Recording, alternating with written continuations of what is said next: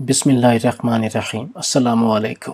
خواجہ انور زمان نہایت عقل مند، پڑھا لکھا اور خوش اخلاق انسان تھا۔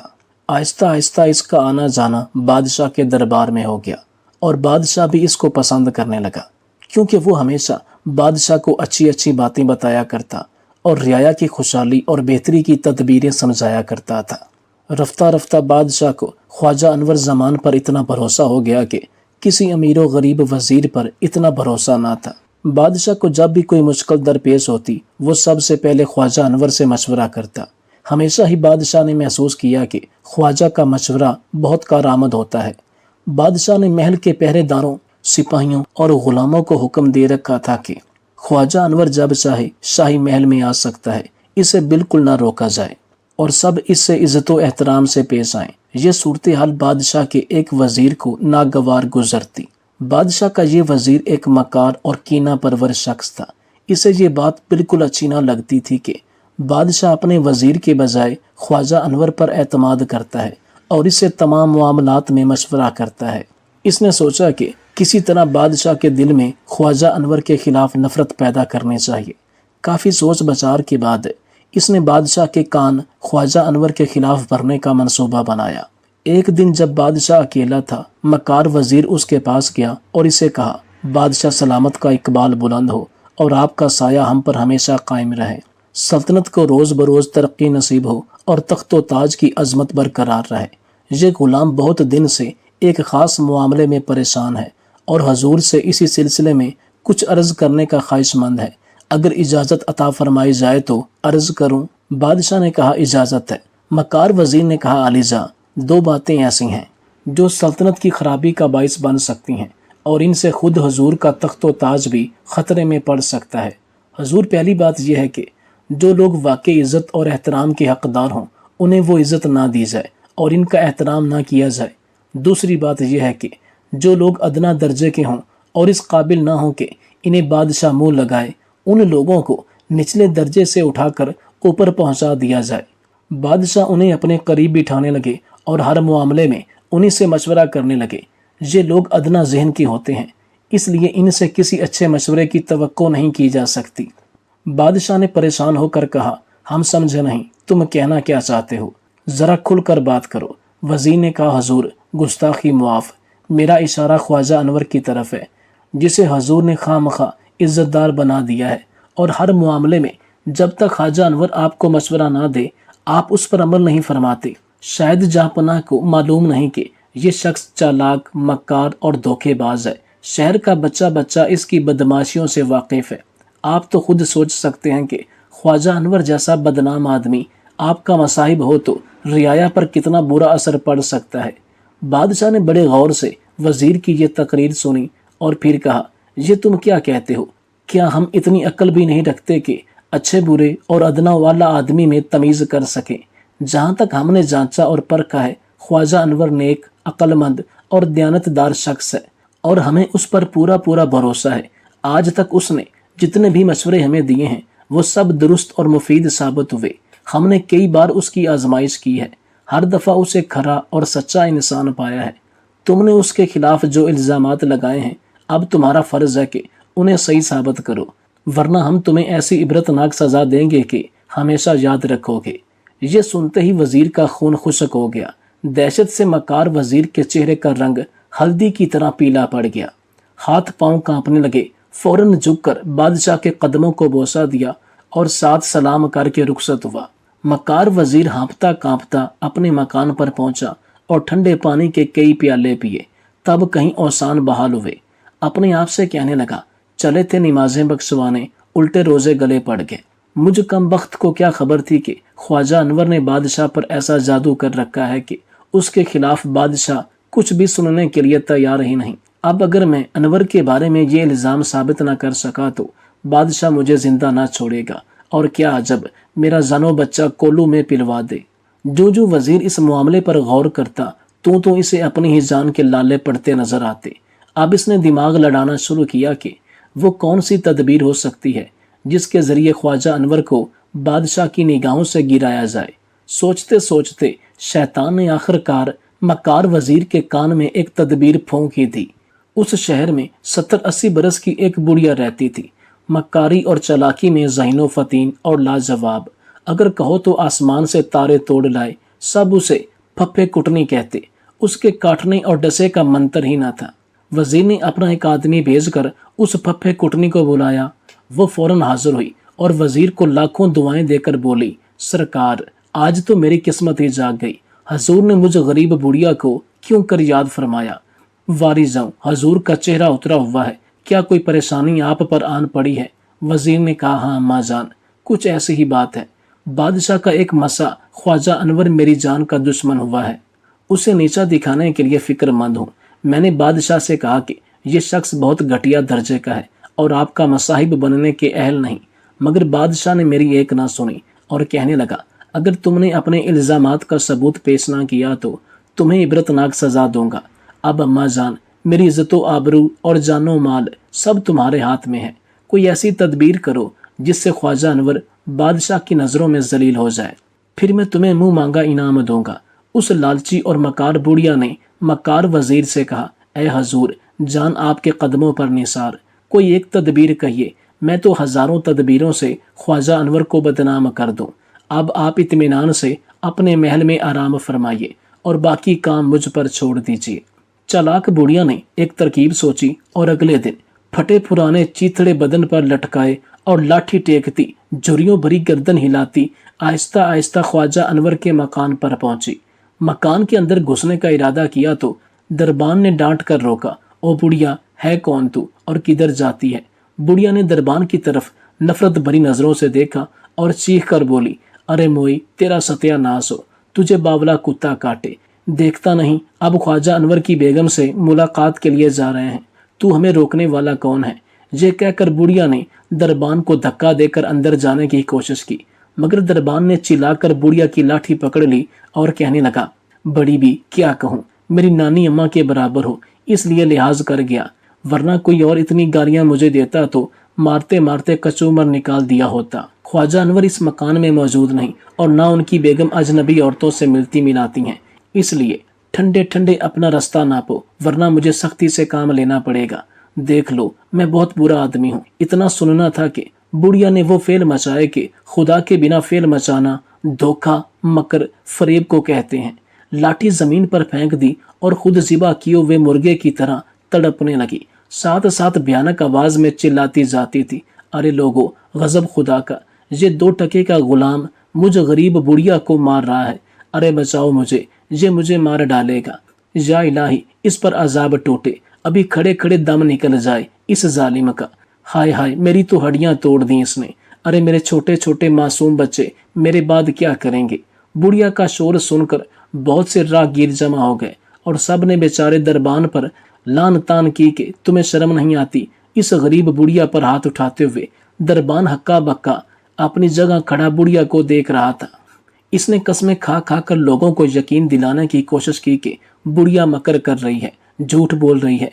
मैंने इसे मारना तो कुजा, उंगली तक नहीं लगाई, लेकिन किसी ने बेचारे दरबान की ना सुनी। आखिर इस हंगामे की खबर ख्वाजा अनवर की बीवी को भी हुई। उसने जल्दी से 2-3 कनीजों को दरवाजे पर भेजा और हुक्म दिया कि अभी इसी वक्त उस बुढ़िया को हमारे पास इज्जतो आबरू से लाओ और दरबान से कह दो कि अगर आइंदा इसने किसी औरत पर हाथ उठाया या उसे धुतकारा तो अपने आप को नौकरी से बर्खास्त समझे।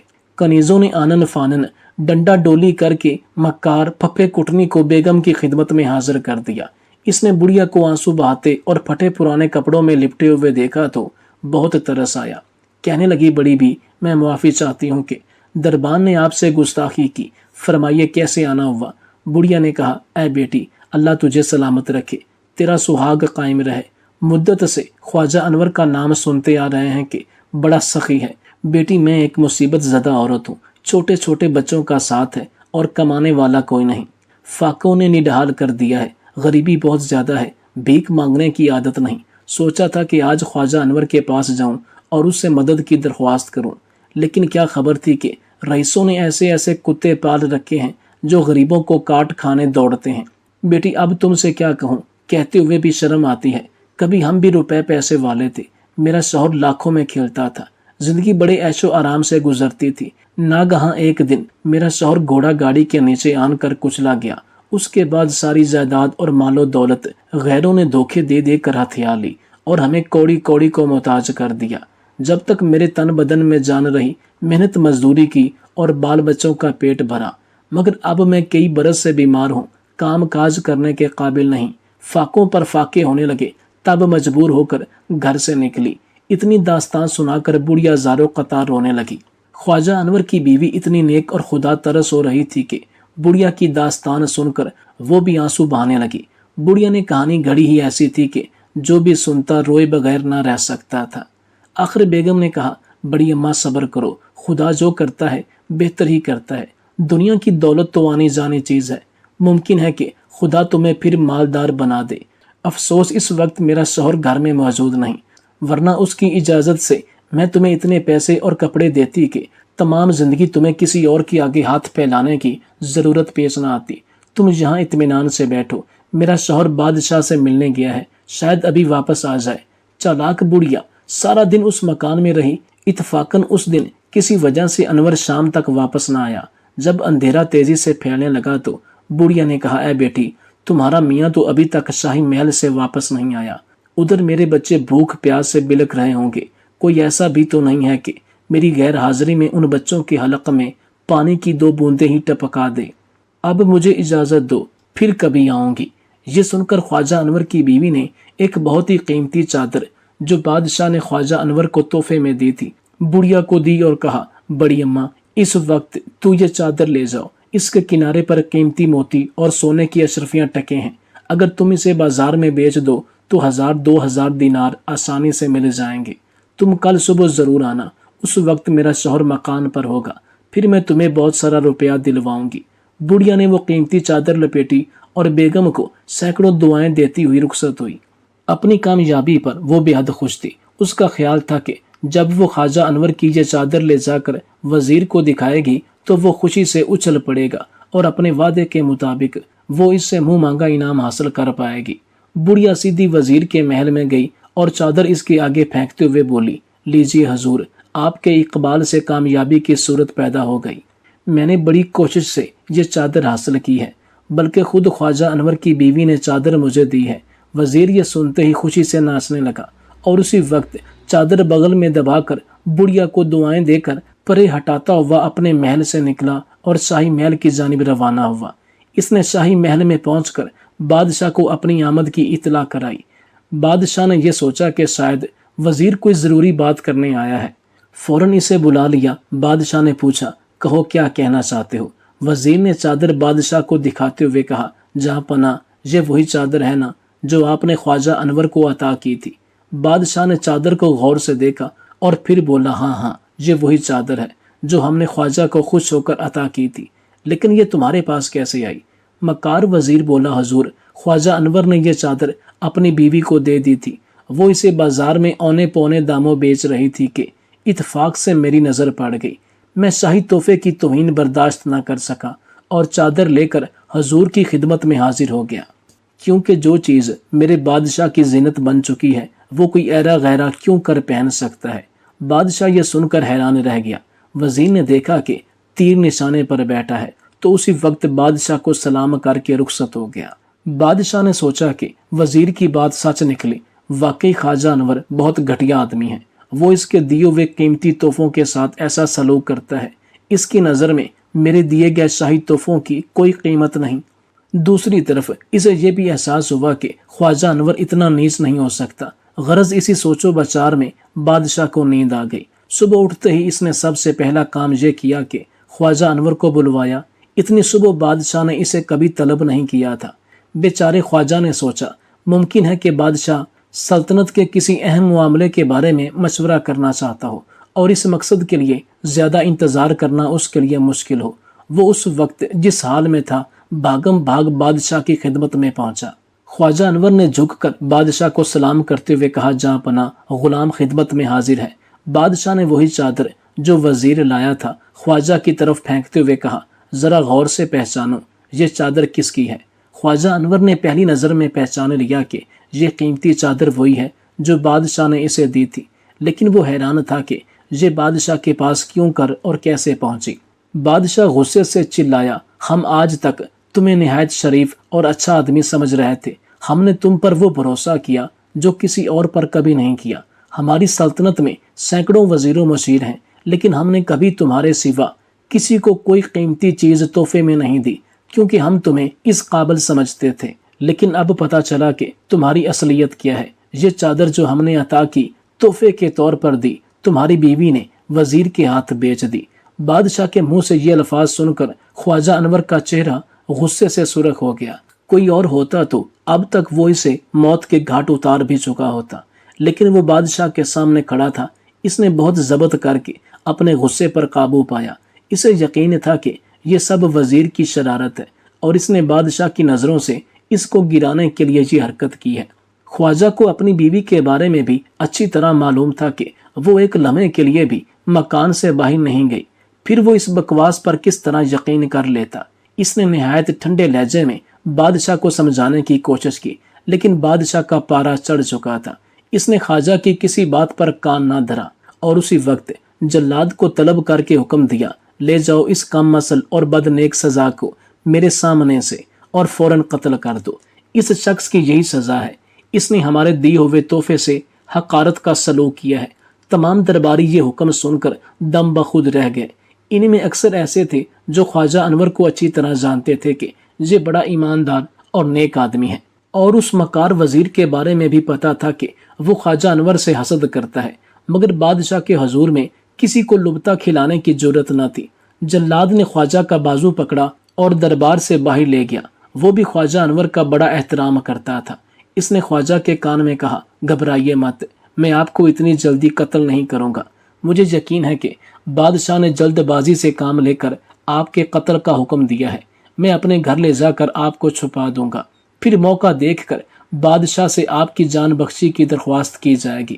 ادھر تو بادشاہ نے خواجہ کو موت کی سزا سنائی اور ادھر خواجہ کے ایک دوست نے یہ خبر اس کی بیوی کو پہنچائی اور سارا قصہ بھی کہا کہ کس طرح وزیر نے اس پر شاہی چادر بیچنے کا الزام لگایا۔ خواجہ کی بیوی نے کہا، خدا گواہ ہے کہ وہ چادر میں نے ایک بے کس، بے آسرا اور غریب بڑھیا کو دی تھی۔ میں سمجھتی ہوں کہ یہ خدا کی طرف سے میری اور میرے شوہر کی آزمائش ہوئی ہے۔ انشاءاللہ ہم ہر طرح سے اس آزمائش میں پورے اتریں گے۔ خواجہ کا دوست اس کی بیگم کی ہمت اور حوصلے پر آفرین کہتا ہوا رخصت ہوا۔ اس کے جانے کے بعد بیگم نے اپنے چہرے پر نقاب ڈالا اور سیدھی بادشاہ کے دربار میں پہنچی۔ اس وقت وزیر بھی وہاں موجود تھا۔ بیگم نے جاتے ہی دہائی دی، انصاف، انصاف، اے مہربان اور عادل بادشاہ، میں تم سے انصاف کی بھیک مانگنے آئی ہوں۔ بادشاہ نے اسے دیکھ کر کہا، اے عورت، بتا تجھے کس نے تکلیف پہنچائی، ہم پورا انصاف کریں گے۔ خواجہ کی بیوی نے کہا، جہاں پناہ، آپ کے وزیر نے مجھے دھوکہ دیا ہے۔ میں پچھلے 15 برس سے آپ کے وزیر کی بیوی ہوں۔ اس نے وعدہ کیا تھا کہ وہ ہر سال مجھے خرچ کے لیے 900 دینار دیا کرے گا، لیکن اس دھوکے باز اور جھوٹے شخص نے آج تک مجھے ایک دھیلا بھی نہیں دیا اور مجھ پر نت نئے ظلم توڑتا رہتا ہے۔ مجبور ہو کر آج میں آپ کی خدمت میں فریاد لے کر حاضر ہوئی ہوں۔ پچھلی رات وزیر نے مجھے قتل کرنے کی دھمکی بھی دی ہے۔ بادشاہ نے وزیر سے کہا، اس عورت نے جو الزام تم پر لگایا ہے، تمہارے پاس اس کا کیا جواب ہے؟ وزیر نے ہاتھ باندھ کر عرض کی، عالیجا، یہ عورت جھوٹی ہے۔ میں حضور کے سر کی قسم کھا کر کہتا ہوں کہ میں نے اس عورت کو آج سے پہلے کبھی نہیں دیکھا اور نہ میں اسے جانتا ہوں کہ یہ کون ہے۔ عورت نے چلا کر کہا، حضور، وزیر نے آپ کے سر کی قسم کھا کر کہا ہے کہ وہ مجھے نہیں جانتا اور آج سے پہلے اس نے میری شکل تک نہیں دیکھی۔ اسے حکم دیجئے کہ جو کچھ اس نے کہا ہے وہ ایک کاغذ پر لکھ کر دے تاکہ بعد میں مکرنے کی گنجائش نہ رہے۔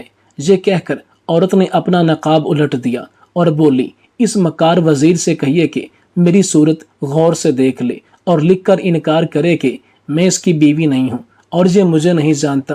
مکار وزیر نے اسی وقت کاغذ پر یہ لکھ دی، یہ عورت جھوٹی ہے، یہ میری بیوی ہرگز نہیں ہے اور نہ میں نے آج سے پہلے اس کی صورت کبھی دیکھی۔ میں اسے ہرگز نہیں جانتا کہ یہ کون ہے۔